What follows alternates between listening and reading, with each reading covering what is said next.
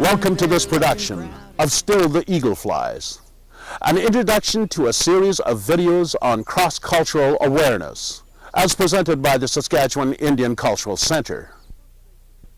The First Nations of Saskatchewan and the Saskatchewan Indian Cultural Center are pleased and proud to present the following educational video. The first video will introduce and provide an overview of the objectives and content of 8 other videos to follow. These are Video 2, Part 1, Historical Background of the First Nations. Video 2, Part 2, will be a continuation of the historical background of the First Nations.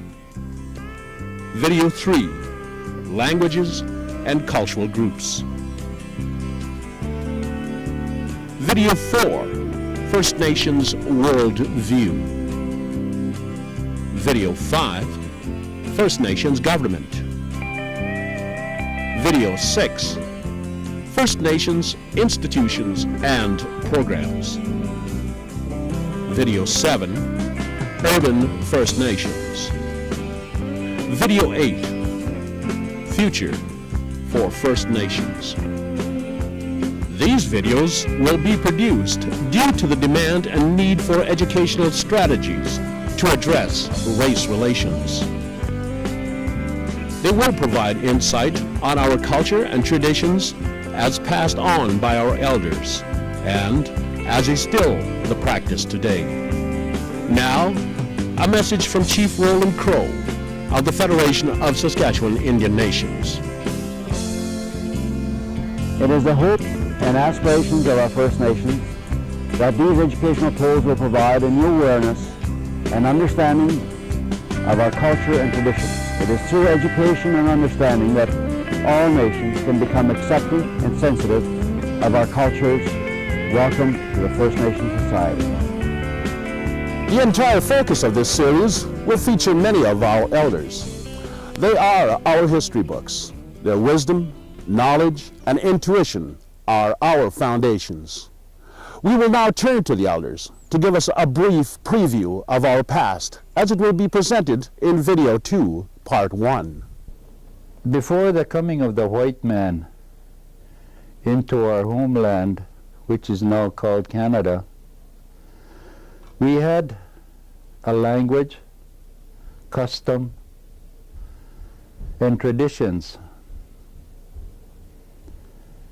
In relation to that, foremost, the teachings of our elders was that we always had to have a communication with our Creator. We are a spiritual people. We believe in Mother Earth, who is our provider for our survival.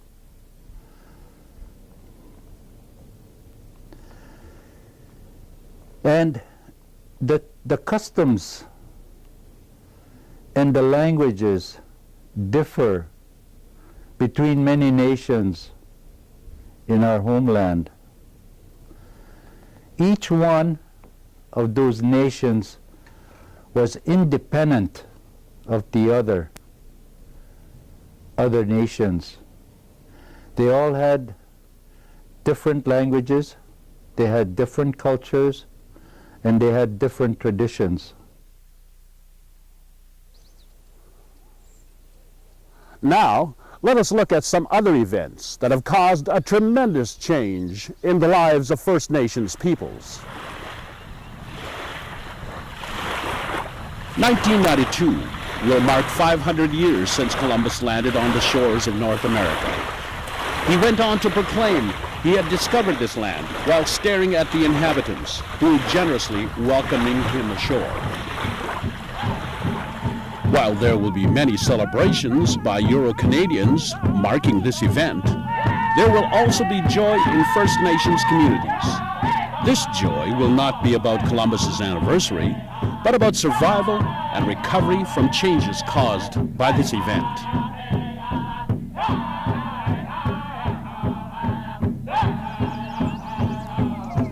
Part 1 of this series will provide a brief look at these events.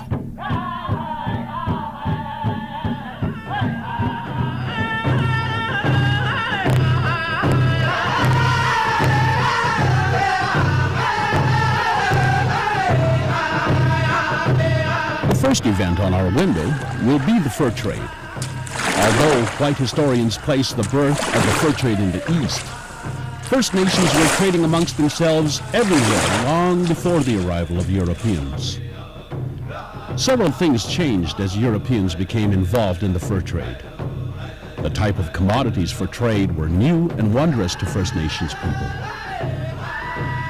As the wares became more sophisticated, they also became more costlier. Finally, European colonists were so engaged in acquiring as much economic power through the fur trade that First Nations found themselves caught in a trade war.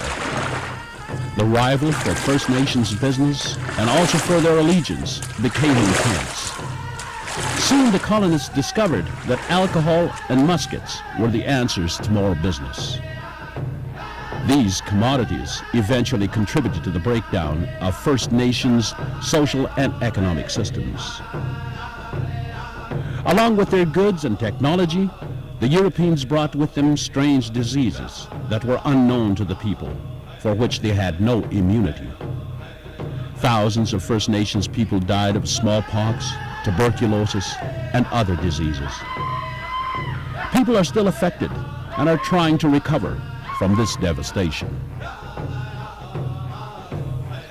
We will also look at events of a legal nature that have shaped the struggle of First Nations.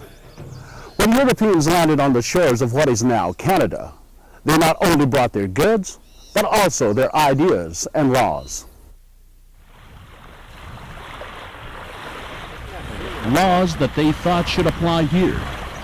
The first idea was one called the theory of discovery. This meant if an European nation was out exploring and came across some land before anyone else, it was theirs, and other nations were to accept this and not fight for the land. But what happens when there are inhabitants already there? Well, the inhabitants have some rights, and that is they can continue to use the lands or be compensated for it. Then they went on to make other laws. This leads us to the Royal Proclamation of 1763, which declared the sovereign rights of First Nations people to the land. What did this mean to the First Nations? Why did the British government make the proclamation? Other legislation soon followed, such as the British North America Act, and finally, the Indian Act.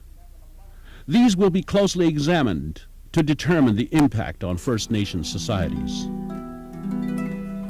In this program, we will discover that the first Indian Act was passed in 1867 as a legislative fulfillment of the treaties.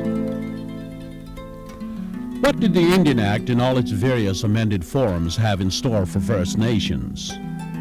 These and other questions will be answered in this video. The program will enlighten those who have no idea what this meant to First Nations.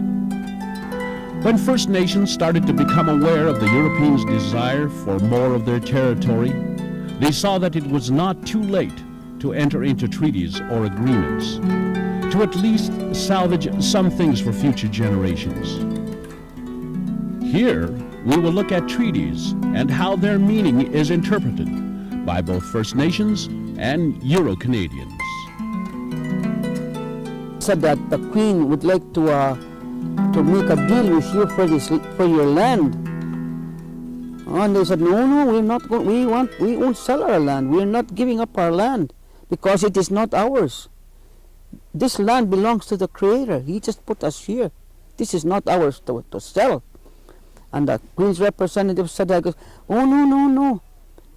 We just want to ask you to let us, like to borrow and to share. Well, they sat in council amongst themselves, and this is how we'll do it, and then on and on it went. So that's when they made the treaties. First of all, before we sign, we will not give our land away to you, but we will give you some. We will let you have some to use, to share with you. We're not selling it to you. We're just going to share. The Queen's representative said, I guess, it's only this much of your land that we want. He used a shovel. He stepped on it like this. This is all I want of your land. Nothing else. Right away. Sure, that's all we're going to give you, this much. Nothing below. Already the old elders knew there was something at the bottom of this. They knew there was something. Even one of them, I guess, he stood up and said, even as I stand here, I can feel the ground move. There's something down here. I don't give you that. That's all the minerals that are down here. Look at the mines now that are going. Those are ours. They never gave those up. And they told him, no, we don't want that. We don't want that. We only want that land, that this much, so for agriculture purposes, so that we can show you how to farm, so that we want to farm out here because you got wonderful land. And in the meantime, at the same time, we'll teach you how to farm this land. We will examine what this meant to different First Nations in different geographic areas. We will look at the importance of treaties for First Nations people today. No treaty-making process would be complete without mention of the Northwest Mounted Police, later to be called the Royal Canadian Mounted Police. We will look at the significant role this formidable force played in First Nations communities, a role that still prevails to this day.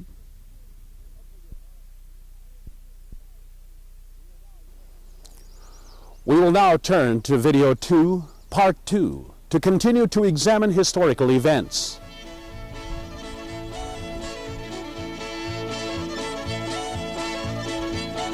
In this window, we will look at the 1885 Northwest Resistance and how that changed the relationship of First Nations and colonialistic governments. Why did the resistance happen in the first place? Why were some First Nations actively involved and others were not? Was Riel a traitor or a hero? What was the aftermath of the resistance? What impact did this event have on the First Nations communities? After the Northwest Resistance, the Northwest Mounted Police increased their presence in First Nations country. They were there to gather roving bands and redirect them to the reserves. The reserves were set up to make way for settlers and to get First Nations off the land needed by government for settlement of the Prairie West. They were there to protect them from outside influences of whiskey traders and lending support to the Indian agent. The Indian agent was employed by the Department of Indian Affairs to enforce the Indian Act. The residential school era, another devastating impact on the lives of Indian people, will be explored. This policy of assimilation was first started in the eastern part of the country, and the practice continued here, once treaty making was complete and the West joined Confederation. This concept was borrowed from the United States government in their effort to assimilate the tribes into the mainstream society. Various religious denominations were encouraged to forcefully take children from their homes, some as young as 4 years old, to take them hundreds of miles away to residential schools. Although education was a key element of the residential schools, farming and other industrial skills were also rigorously taught. Girls were taught to be homemakers and to pursue domestic skills in cooking and cleaning in the white way. All this in the hope that the children would become Christianized and adopt the values of the white society. We will look at how it all started here in Saskatchewan, where those schools were located, some still physically in existence, but operating under very different functions. This series will show the effect of assimilation on First Nations people, and how that has broken down the value system and has nearly destroyed the culture and traditions. But the legacy of the residential schools has not left total negative effects. We will look at that and talk to those who have been the recipients of this era. Where are they now? Finally, we will pay homage to the First Nations war veterans by presenting a true picture of their experiences. Some of these war veterans are now elders and now provide advice and guidance to the present generations in varying capacities. We will talk to the veteran elders about their pre- and post-war experiences. How were they treated by the Canadian government once the war was over? How are they treated now? Look for these answers in this video. Was it worth it all that we went and fought so bravely? Because they were brave men. I can show you and tell you about men that did more than what it was called for. And yet, I thought that if they were white men, they would have got medals, special recognition, special medals for bravery, but we didn't. The next video in this series is the presentation of our language and cultural groups. Long before the white man reached the Western Plains, there were many different language and cultural societies living here. Each society was distinct and unique in their language, customs, and traditions. They all faced the same environment. The Plains people hunted buffalo, while the northern tribes trapped and fished. The Plains people lived in skin-covered teepees that were easily portable for long journeys, following the migrating buffalo herds. Here, we will introduce the cultural groups: the Cree, Saulteaux, Dene, Dakota, Lakota, Nakota, and Métis. In this video, we will look at all the areas of these societies. We will look at the similarities and the differences, as well as the linguistic origins, as all had moved to the plains from different directions. We will discover that the introduction of the horse to the plains societies brought about great change to travel and hunting. The elders will open a window to the past and will tell us about the importance of legends and stories used to teach morals and values to the young. They will also explain the ever-changing diversity of songs and dances. The elders will tell us about their holistic approach to healing and medicine. First Nations arts, crafts, and games will be presented in their true form. In video 4, the elders will once again walk us through an explanation of the worldview of First Nations as opposed to Euro-Canadian beliefs. This is what the elders say.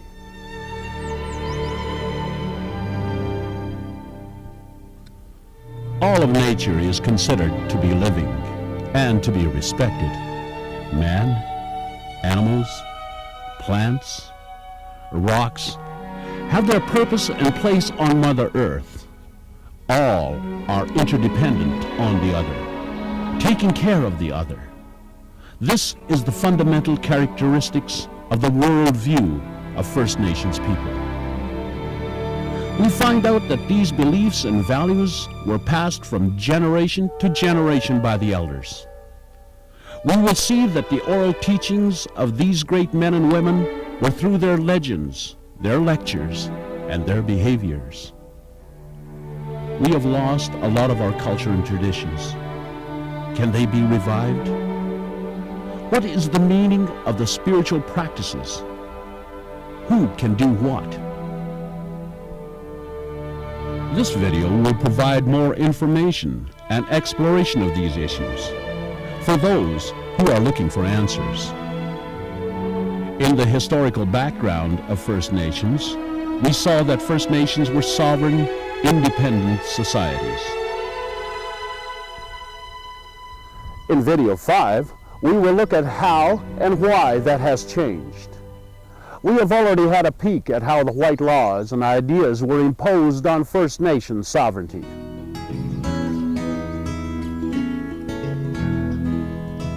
In this video, we will look at the development of the present system of First Nations governments. We will look in detail at the makeup of First Nations governments, from the reserve level to the Assembly of First Nations.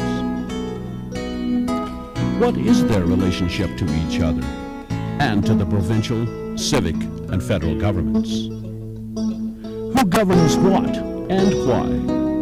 What are the powers and jurisdictions at each level? Fashioned somewhat on the white bureaucracy, we will see the present emphasis is on the revival of a more traditional, value-based government. As the reality for self-government is recognized, we will see that First Nations are prepared to reclaim control of their destiny.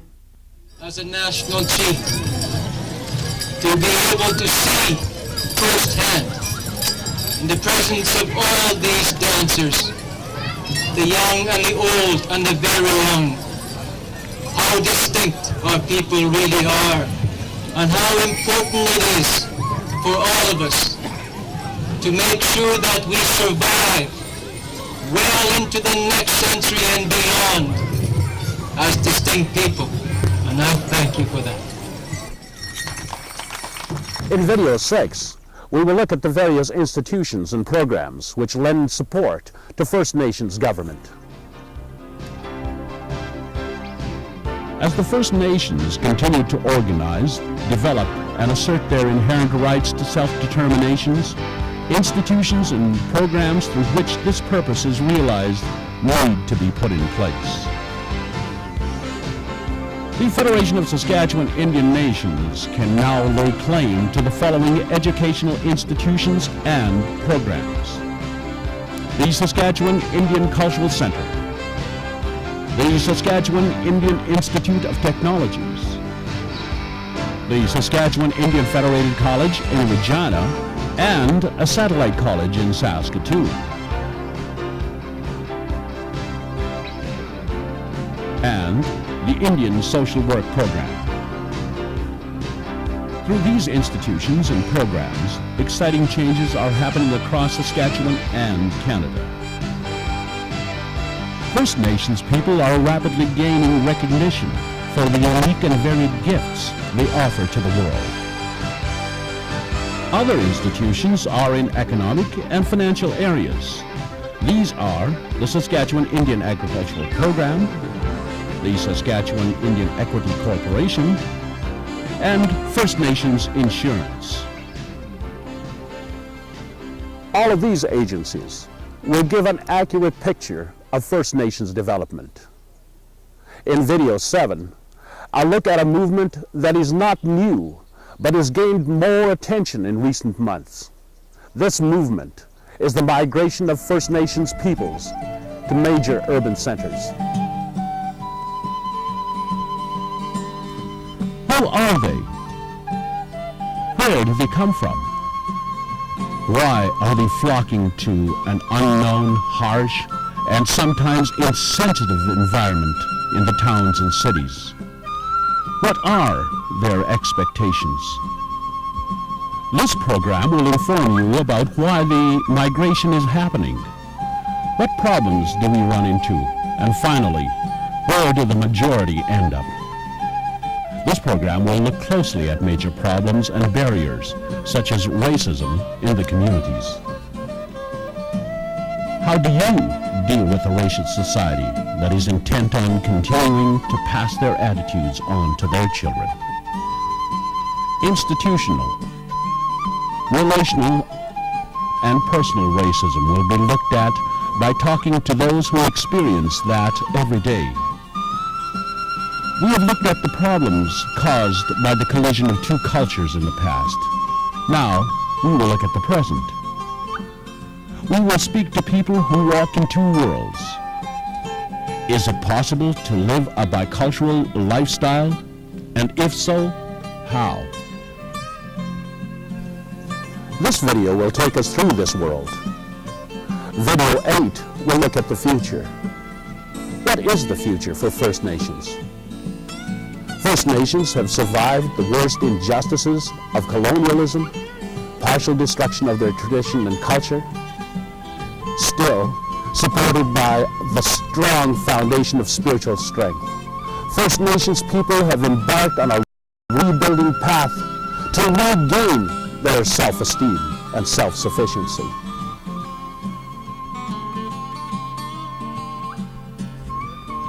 We will see that more and more First Nations people are participating in the workforce.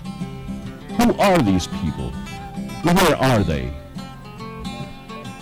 We will see that because of these people, the future looks bright for First Nations. We have to live together.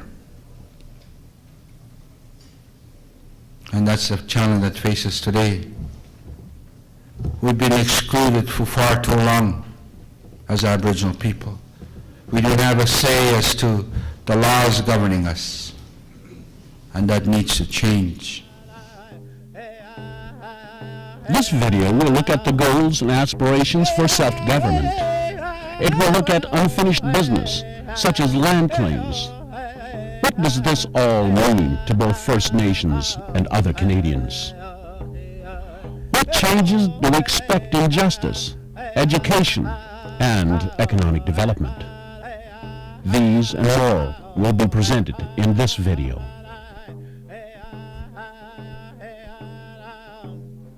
The image of First Nations people has been tarnished throughout history. Now the true image will emerge, and they will take their place of honor in their country alongside all other Canadians. Yet, there is much work to do. The eagle, the symbol of the highest level of attainment of First Nations, is still circling, flying. Change is in the air, and First Nations of Saskatchewan eagerly accept the challenge.